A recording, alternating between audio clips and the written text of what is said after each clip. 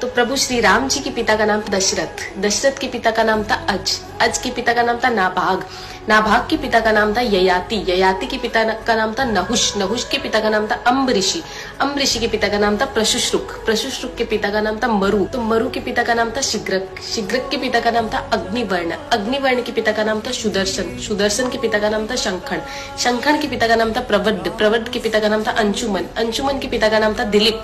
दिलीप के पिता का नाम था भागीरथ, ये वही भागीरथ है जो गंगा को पृथ्वी पर लेके आए थे, जिसको भागीरथी के नाम से भी जाना जाता है। राजा भागीरथ के पिता का नाम था कुकुस्थ, कुकुस्थ के पिता का नाम था रघु, ये रघु वही राजा है जिनके नाम पर ये रघुकुल पड़ा, क्योंकि ये बहुत ही पराक्रमी और तेजस्वी राजा थे। आज भी कहा जाता है कि रघुकुल रीत सदा चली आई, प्राण जाए पर वचन न जाए। तो राजा रघु के पिता का नाम था राजा असमंज, राजा असमंज के पिता का नाम था राजा सगर, राजा सगर के पिता का नाम था राजा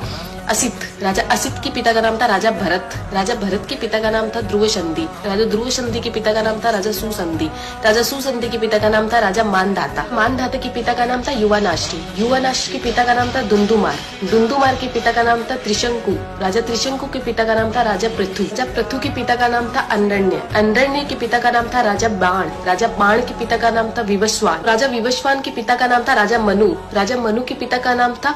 इक्ष्वाकु, इक्ष्वाकु के पिता का नाम था राजा कुक्षी, राजा कुक्षी के पिता का नाम था राजा विकुक्षी, राजा विकुक्षी के पिता का नाम था राजा कश्यप, राजा कश्यप के पिता का नाम था राजा मरीचि, राजा मरीचि के पिता का नाम था ब्रह्मा जी। तो इस हिसाब से हमारे प्रभु श्री राम जी ब्रह्मा जी की 39वीं पीढ़ी है, 39th। तो ज्यादा से ज्यादा ये वीडियो शेयर कीजिए, क्योंकि आने वाला इतिहास ये नहीं बोलना चाहिए कि सनातनियों को मुगलों का इतिहास तो पता था और खुद का इतिहास नहीं पता था। तो ज्यादा से ज्यादा इस वीडियो को शेयर कीजिए। जय श्री राम।